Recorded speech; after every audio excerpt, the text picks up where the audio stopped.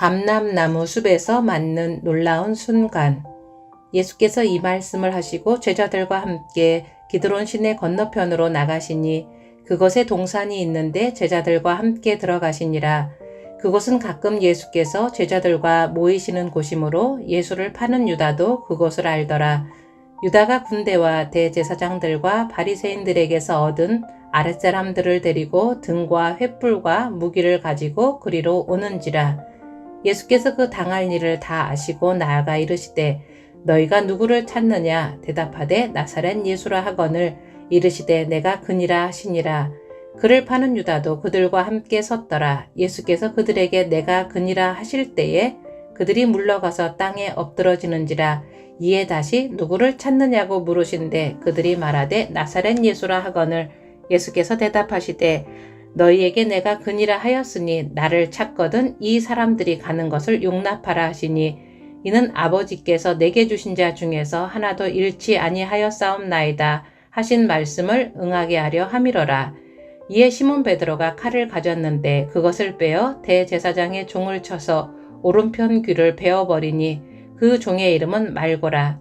예수께서 베드로더러 이르시되 칼을 칼집에 꽂으라. 아버지께서 주신 잔을 내가 마시지 아니하겠느냐 하시니라. 그 귀를 만져 낫게 하시더라. 예수는 고뇌에 찬 기도에 몸부림 끝에 땀에 젖어 겟세마네를 내려온다. 그러나 그토록 격정적으로 쏟아부었던 그의 마음은 이제 자기 앞에 놓인 잔을 마시려는 결의로 차 있다. 그 잔이 아무리 쓰다 하더라도 그 잔을 마시는 것이 아무리 어렵다 하더라도 예수와 졸음에 겨워하는 그의 제자들은 기드론 골짜기로 내려간다. 건너편에서 구세주를 기다리고 있는 것은 골짜기에 길고 어두운 그림자를 들이오고 있는 그를 향해 다가오고 있는 운명이다. 골짜기에서 올라오면서 예수는 감람나무 숲으로 들어간다. 그는 제자들과 함께 종종 그것을 찾곤 했다. 이번이 그의 마지막 방문이 될 것이다. 숲에는 관절염에 걸린 듯한 나무들이 마치 땅속 깊숙이 자리 잡고 있는 침묵의 고통에서 자라난 듯한 모습을 하고 있다. 그것들은 고목으로 자라기까지 수없이 많은 불의를 목격해왔다. 오늘 밤 그 나무들은 가장 악한 불의를 목격하게 된다. 숲에서 잠시 휴식을 취하고 있는 동안 예수는 이제 곧 일어날 일들을 모두 알고 있다. 그는 자기가 언제 어디로 누구의 손에 이끌려 끌려가게 될 것을 안다. 하지만 그는 운명의 시간을 미루기 위해 아무 행동도 취하지 않는다. 그의 시간이 온 것이다. 숲 사이로 때를 지어오는 사람들의 웅성거림이 들려온다. 군중의 머리 위에서 흔들리고 있는 횃불은 널름거리는 검은 연기를 밤하늘로 날려보낸다. 제자들은 나무들의 실루엣 사이로 그 광경을 내다보다가 무리 가운데 병사들이 섞여 있는 것을 발견한다. 그들은 성전을 내려다보고 있는 안토니아 요새의 본부를 둔 평화유지군에서 파견된 병사들이다.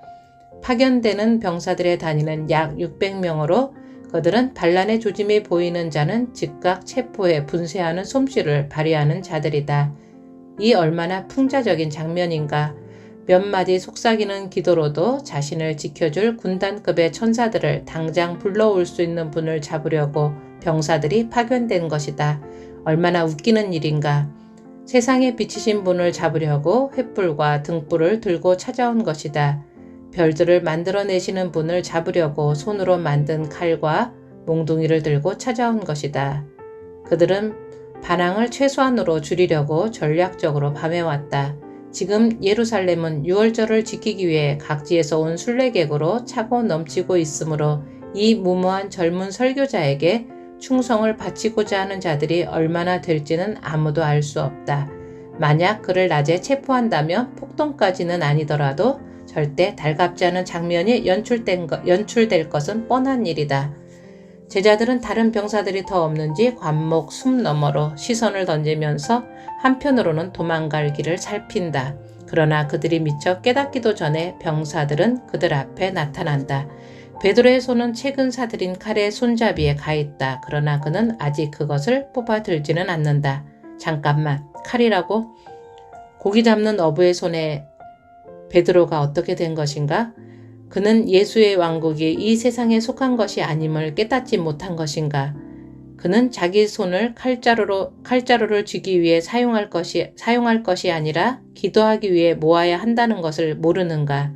깜빡거리는 횃불은 군중을 점점이 비치면서 땅 위에 너풀거리는 그림자의 원을 만들어낸다. 예수는 앞으로 나선다. 용감하게, 단호하게, 아무 무장도 하지 않은 사람이 작은 군대를 상대로 맞선 것이다. 그가 먼저 입을 연다. 너희가 누구를 찾느냐? 대답은 밤 공기처럼 똑똑하게 들려온다. 나사렛 예수라. 예수는 조금의 주저함이나 자신의 정체를 숨기려는 시도 없이 분명히 대답한다. 내가 그니라. 그의 대답은 문자적으로 나는 무슨 잔이라이다. 하나님이 불타는 떨기나무 가운데에서 모세에게 말씀하셨을 때 자신의 정체를 밝히기 위해 사용하셨던 바로 그 표현이다. 모세가 하나님께 아뢰되 내가 이스라엘 자손에게 가서 이르기를 너희의 조상의 하나님이 나를 너희에게 보내셨다 하면 그들이 내게 묻기를 그의 이름이 무엇이냐 하리니 내가 무엇이라고 그들에게 말하리이까. 하나님이 모세에게 이르시되 나는 스스로 있는 자이니라. 또 이르시되 너는 이스라엘 자손에게 이같이 이르기를 스스로 있는 자가 나를 너희에게 보내셨다 하라. 예수는 사역 초기에 아브라함이 나기 전부터 내가 있느니라 고 말씀하심으로 자신이 하나님과 동등하다고 주장했다. 그 말을 들은 종교 지도자들은 그를 돌로 치려 했다. 그들은 그의 주장을 신성모독으로 이해했기 때문이다. 내가 그니라 하는 말을 듣고 병사들은 뒤로 물러가 땅에 엎드러진다. 예수가 자신의 신성을 드러낸 이 짧지만 놀라운 순간에 그는 대적들을 꼼짝 못하게 만든 것이다. 그들은 레슬링 선수가 상대방을 매다꽂듯 땅에 던져진다. 그러나 이러한 능력은 순간적으로 나타난 것이다. 이 능력은 상대방을 물리치기 위한 것이 아니라 단지 그의 주장을 뒷받침하기 위한 것이다. 그리고 예수는 구석에 몰린 짐승이 생존 본능에 따라 반항하는 것처럼 하지 않고 도살장에 끌려가는 양처럼 묵묵히 순종하는 것을 중요하게 생각했다. 예수는 다시 한번 그들이 누구를 찾는지 묻는다. 그리고 그들도 다시 한번 대답한다. 예수는 다시 한번 자신의 정체를 밝힌다. 그러나 이번에는 제자들을 위해 간청하는 말을 덧붙인다. 너희에게 내가 그니라 하였으니 나를 찾거든 이 사람들이 가는 것은 용납하라. 그때 유다는 예수를 체포하러 온 자들에게 그가 누구인지를 확실하게 보여주기 위해 뒤편 그늘에서 나타난다. 그리고 그는 예수에게 입맞추는 행동으로 그 일을 교묘하게 한다. 친구여, 내가 무엇을 하려고 왔는지 행하라. 이 말에는 미움이 담겨 있지 않다. 단지 멸망을 향해 잘못 가고 있는 친구에 대한 연민이 있을 뿐이다. 대제사장의 종 하나가 예수를 붙잡으려고 앞으로 나선다. 그때 베드로가 칼을 뽑아 그를 향해 내려친다. 그 종은 순간 머리를 옆으로 비킨다. 그러나 칼은 그의 귀를 자르고 만다. 예수는 그들 사이로 다가가 베드로에게 말한다. 내 칼을 도로 칼집에 꽂으라. 칼을 가지는 자는 다 칼로 망하느니라. 너는 내가 내 아버지께 구하여 지금 12군단 더 되는 천사를 보내시게 할 수 없는 줄로 아느냐. 내가 만일 그렇게 하면 이런 일이 있으리라고 한 성경이 어떻게 이루어지겠느냐 하시더라. 예수는 귀를 감싸쥐고 있는 그 종에게 몸을 돌이킨다. 그리고 상처를 만져준다. 즉시 그 귀는 온전해진다.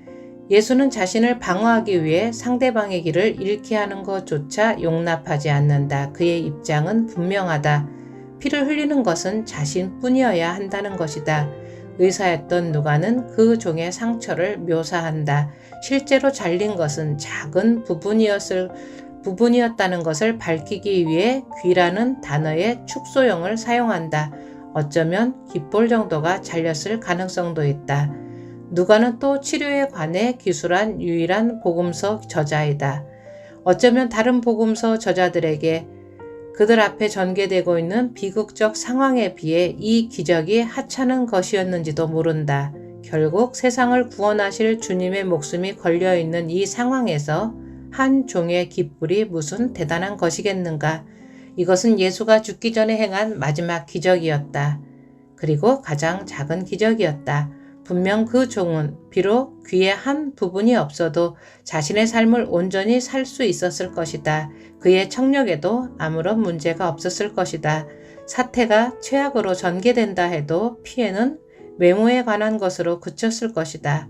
그러나 내 원수를 사랑하라고 가르치셨던 분은 마지막까지 그가 가르치신 대로 사셨고 행하셨다. 그것은 구세주의 마지막 기적이 요청받지 않으셨는데도 원수에게 베푸신 친절한 행위였기 때문이다. 그것은 어쩌면 그렇게 작은 기적이 아니었는지도 모른다. 구세주가 여러 군단의 천사를 자기 마음대로 움직일 수 있었다는 것과 그 힘을 그가 원하는 대로 사용할 수 있었다는 것을 생각해 볼 때 어쩌면 그것은 가장 위대한 기적이었는지도 모른다. 귀하신 주 예수님, 당신은 얼마나 용감하게 배신의 순간을 맞으셨는지요. 죽음을 향해 끌려가는 순간조차 어떻게 당신을 내어줄 수 있었는지요. 당신은 아버지께 순종을 들이셨습니다. 당신은 제자들에게 그들이 무사히 위기를 넘기도록 길을 내어주셨습니다. 당신은 배신자에게 친절한 말을 해주셨습니다. 당신은 원수를 치료해 주셨습니다. 당신은 당신을 체포하러 온 자들에게 목숨을 내어주셨습니다. 주님, 당신이 배반당하신 그 밤에 감람나무 숲에서 행하셨던 것처럼 저도 제 삶을 그렇게 맞이할 수 있도록 은혜를 베풀어 주십시오. 누군가가 저를 배신할 때 그 교활한 입맞춤에 친절한 말로 답할 수 있도록 용서하는 마음을 주십시오. 위험이 저를 엄습할 때 저 자신의 안전보다 친구들의 안전을 먼저 생각할 수 있는 신실함을 주십시오. 사람들이 저를 대적하여 일어설 때 홀로 굳게 설 수 있는 용기를 주십시오. 주님, 세상을 구하기 위해 가시는 길 위에서도 종의 귀처럼 보잘것없는 것까지도 소홀히 여기지 않으심에 감사드립니다. 그 작은 친절의 행위가 가르쳐주는 모든 교훈에 감사드립니다. 저를 대적하는 사람들 편에 섰던 제가 삶에서 만난 모든 말고를 위해 기도합니다. 특별히 저를 보호하고자 제 친구가 했던 날카로운 말이나 행동으로 상처받은 사람들을 위해 기도합니다. 제가 그 사람에게 아무리 작은 것일지라도 친절을 베풀 수 있도록 도와주십시오. 그리고 그 작은 친절이 그의 상처를 치유할 수 있기를 당신의 능력 있는 이름을 의지하여 기도드립니다. 감사합니다, 주님. 당신이 가나의 혼인잔치에서 보여주신 영광에서부터 겟셋만의 동산에서 보여주신 영광에 이르기까지 제게 당신의 영광을 보여주심에 감사드립니다. 제 눈을 열어주셔서 제가 분명히 볼 수 있게 해주십시오. 그리고 제 마음을 열어주셔서 그것을 보고 진정으로 놀라우신 구세주를 경배할 수 있게 해주십시오.